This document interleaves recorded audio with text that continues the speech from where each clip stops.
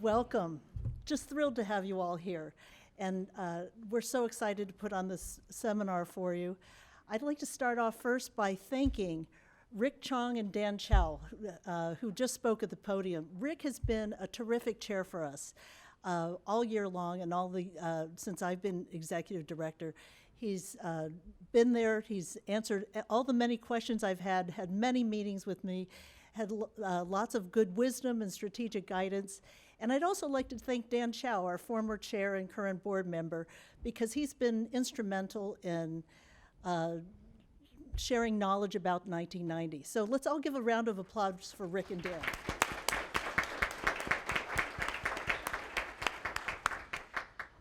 And next, I'd like to thank all of our directors of 1990. I'm just thrilled that so many have come today. We have a fabulous group of directors, and they are what makes 1990 tick. They bring wisdom, knowledge, energy, support. They are major donors, and without our directors, 1990 wouldn't be here. So if I see many of you, besides Dan and Rick, I see Paul, I see Vicki, Bill, Billy, Alice, Sandra, I hope I don't miss anyone, Rob, and I'm just so thrilled that everyone could be here with us. Raise your hand and wave your hand if you're a director. Thank you so much.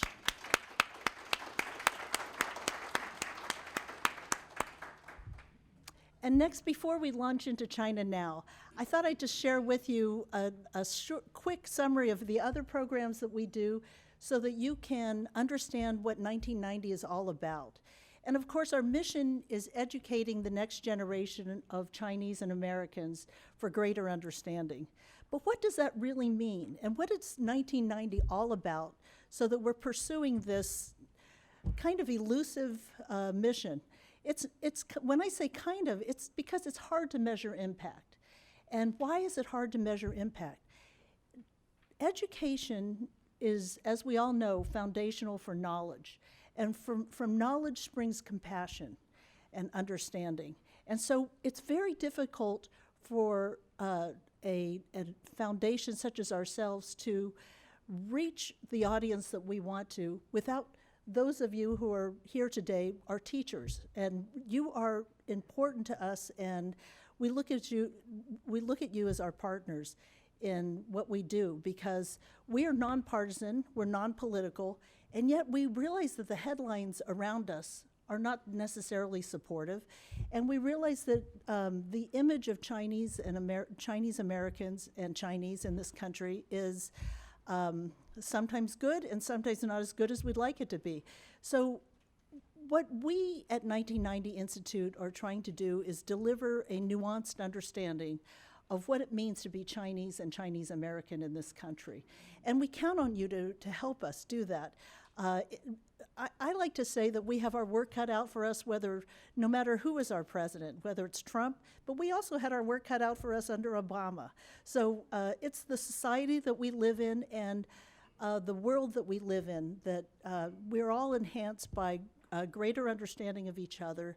And I know that you realize the importance of having your students grow into good global citizens. So thank you so much for joining us. Thank you.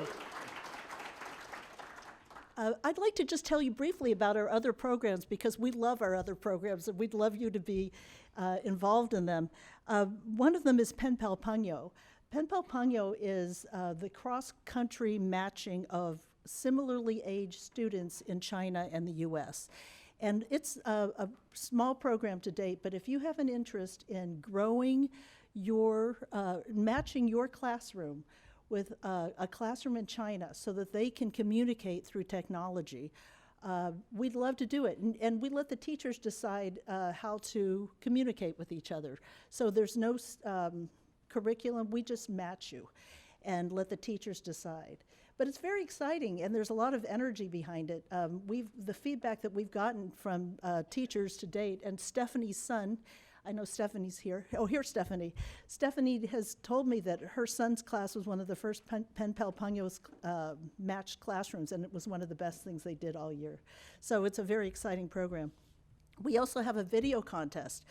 The video contest is geared towards middle and high school students, and this year we had contestants from the Netherlands, from India, and we had full classrooms from Minnesota, from California, and New Jersey. So I suggest that if you're interested in our video contest, you log on to our 1990 website. It's 1990institute.org, and check out some of the videos. They're really fun, and it's a great way to encourage students to explore topics on modern China. Then we have the college essay contest, which is something that we just started this year. I just am thrilled with the results. We reached out to colleges across the United States with Asian studies majors, and we had a huge response. I'll be talking about the winners of this year's contest around lunchtime, but it's what we see as the continuum of introducing modern China and emphasizing the importance of understanding the world's most populated country in the continuum of ages, from pen pal pangyo to video contest to college essay contest. And then the last program we have, I'm super excited about. It's called Book Bonanza. It's a funny name because it's almost like the Wild West, but here it is. It's a program for getting books on modern China into public libraries across the U.S. The public libraries in the U.S. are still our country's living room, and we have 1.5 billion in-person visits a year into public libraries still, which amazes me, and it also presents a great opportunity. So this year in San Francisco, we had 3 terrific authors. Julie Flint Seiler, who just came out with a book on Cameron House, Helen Zia, and I'm just blanking on the third author. Sorry? Oh, it'll come to me. I'll tell you later. But soon the Asia Society will have the opportunity to present yet a 4th program, which is Orville Schell through Asia Society. And so that's terrific. And by the way, Frank de Cotta, who is a Dutch prominent China hand, will be coming this afternoon and presenting, and he's on the Book Bonanza list as well. So if you'd like, please tune in to our website, 1990institute.org, and check out the under programs Book Bonanza, and you'll see a great list of the most interesting readings of modern China. And eventually we'd like to focus on getting this book list out to all the libraries across the U.S. and have local presentations in the major libraries.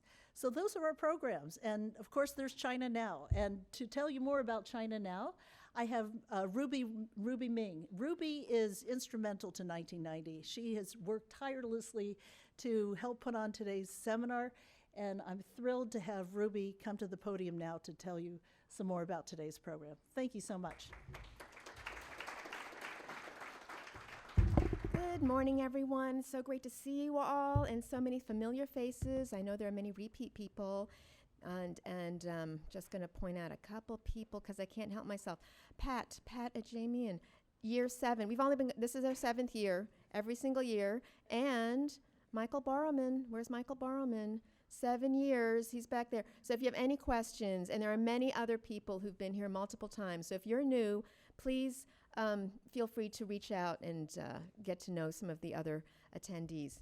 Because that's one of our goals. You know, our goal is to provide you with knowledge and strategy to help you bring modern contemporary China into your classroom effectively for your students. And so today you'll be hearing from a variety of experts in many different disciplines, and to help you with that. And today we're going to, let me just go ahead. Yes, we've been here for,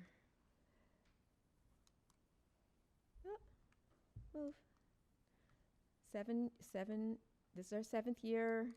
And so to help you with the pedagogy piece and make sure that you have access to everything, if you haven't already done so, please make sure that you register online.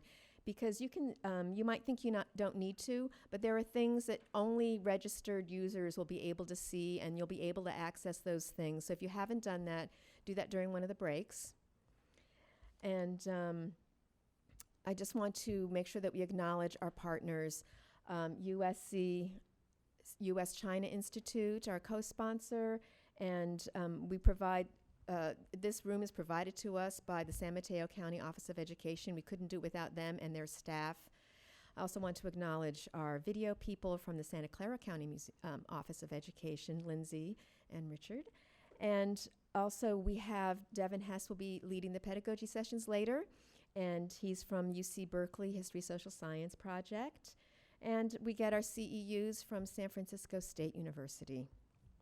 And of course, JT Tai and Company Foundation. So today, during the pedagogy sessions, we're going to be reviewing some literacy strategies. So during the presentations, listen for content, think about what might be interesting to your students, and of course what's related to what you're teaching, and listen for concepts to share. Clear main ideas and identifiable supporting facts.